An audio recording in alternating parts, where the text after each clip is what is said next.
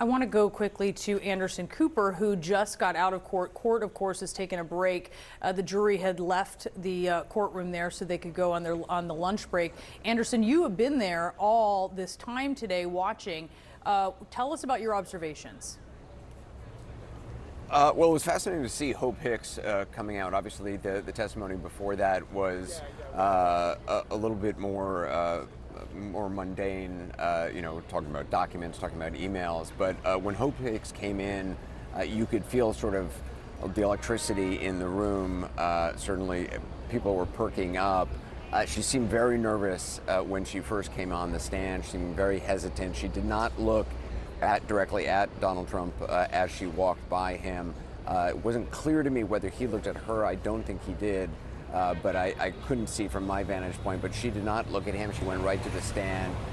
She was a little bit away from the microphone, and part of that may have been nervousness, but also once she actually got closer to the microphone and she could actually hear herself, she commented to the jury that now it was easier for her, and she certainly seemed more confident after that. She's certainly been, came off, I think, as very, respectful, credible, certainly reticent. She's there under a subpoena, which was made clear when she first sat down. She clearly is not giving elaborate answers. She's giving the very basic answers, and she did seem to kind of downplay a little bit or search for how to describe to Ellie's point earlier, how to describe the impact, the bombshell impact that the Access Hollywood tape had on the campaign. She kept turning to the word, she was concerned or very concerned, but sort of intimating that that was just one word she was kind of landing on, but that there was a huge concern, certainly that she had, and maybe even more than that. Yeah, because as she mentioned, Anderson, it had kicked a big storm, right? A big storm out of the news. She said for 36 hours it was just Trump, Trump, Trump. Yeah. And she was also then questioned about the actual debate, which I happen to be the co-moderator of.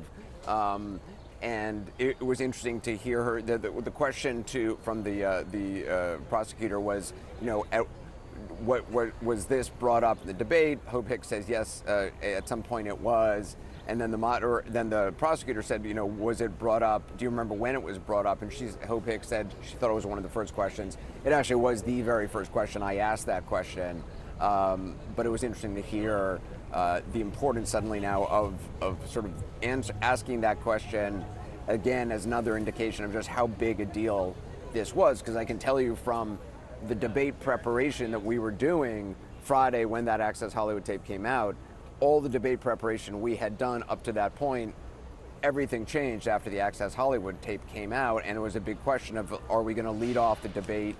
I mean, there was really no question. We knew Friday, as soon as that tape came out, that would be the lead question in the debate. Yeah, it is a rare story like that has this seismic feel about it. It did at the time. I remember going on air myself and before we actually had the tape and we just had the transcript of what was said, it was pretty stunning. And so I think it really speaks, Anderson, even though she's talking about being concerned and sort of landing on that word, there's really no escaping just how big of a moment this was for Trump. No doubt about it, and clearly, as soon as she received the question from from the reporter about the existence of this tape, from then on, I mean, that dominated the campaign for days after, and probably even longer. But certainly for that Friday, that Saturday, Sunday was the debate. They were reeling and trying to figure out exactly what this meant and what the impact of it would be. And Anderson, can you get a sense of how Trump is reacting to some of these moments that he's hearing? We understand from Hope Hicks they haven't spoken in some time, but clearly she is trying to speak very positively of the former president. What is his reaction?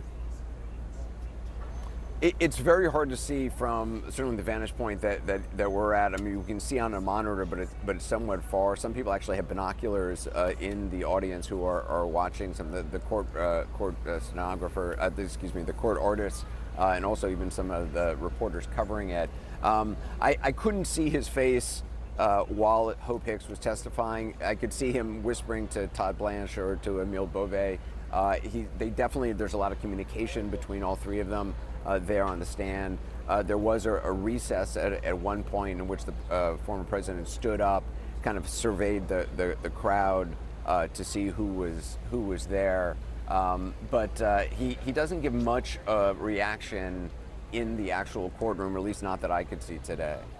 What was her demeanor like? Because we see the transcript essentially in the descriptions of what she's saying, but I understand that she's sort of had she's been laughing at some moments. What did you see? Yeah, I mean, she came in very sort of hesitantly, it appeared. She came in with an attorney. The attorney sat in the galley as she went up to the stand by herself. She definitely seemed very nervous, and she even said she was very nervous. She spoke to the jury, saying that she was very nervous. She definitely seemed to kind of relax into it a little bit more, but she was very cautious, I think, and careful in the words that she used while on the stand. There wasn't a lot of she wasn't extrapolating. She wasn't sort of elaborating on things. She tried to kind of, I think she was being very careful in what she said. And I understand, Anderson, I saw that Trump greeted you as he entered court. What can you say about that? Honestly, I did not see that. Somebody told me that. I turned away. I did not know that he'd come in the room. So I saw him looking at me once during the break, but I did not communicate with him directly. I didn't think it was appropriate. Very interesting moment, nonetheless. Anderson, thank you so much for your observations as you've been the eyes and ears there in court, where, of course, we do not have cameras. Anderson Cooper, thank you. Our panel is back with us here. And something very interesting, Adi, that you were bringing up in the break, which is about Hope Hicks's legal representation. Right, which is that it's not paid for by Trump or necessarily a super PAC or anything like that. And I think that has always been kind of a little bit of a question for me with witnesses. People are also describing their relationship as being a lot cooler than it was. And the notes from our courtroom team are a lot about how they are not looking at each other, the way they were not interacting. And I think this is remarkable given the role she had in his life leading up to this point. I think she's also important on the McDougal story.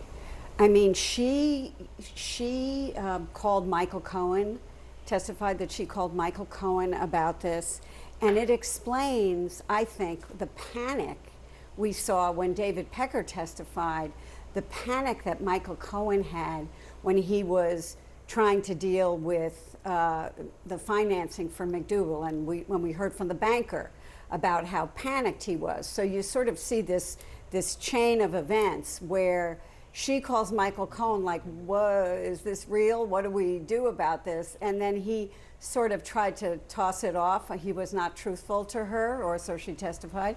And then we see it from the other point of view through Pecker and the banker or Davidson actually, that he becomes the then lawyer to Stormy Daniels. The lawyer to both of the women, and McDougal. That he becomes increasingly panicked, and now we know why. He knew this story was going to come out, and she was asking him questions about it. She also said that she asked Donald Trump about it. I don't know what he said. We got a real sense of what the kind of press war room is Yeah. for Trump during that period, which for reporters, it was a little bit opaque, right? Like, people are texting you, maybe they say it's not a big deal, they deny it, maybe it is, maybe it's not, but now you're seeing how they scurried around, that they really did think that these stories about women would be a problem, especially in the cumulative, and that they thought they could reach out to, say, the Wall Street Journal to buy some time. Right. They were pulling on every media relationship that he had, and it gives you a real glimpse into sort of how they approach these things. Yeah, up until this point, we've got a fairly clear view, but from outsiders. It sure looked like the campaign was worried. Logically, they would have been worried.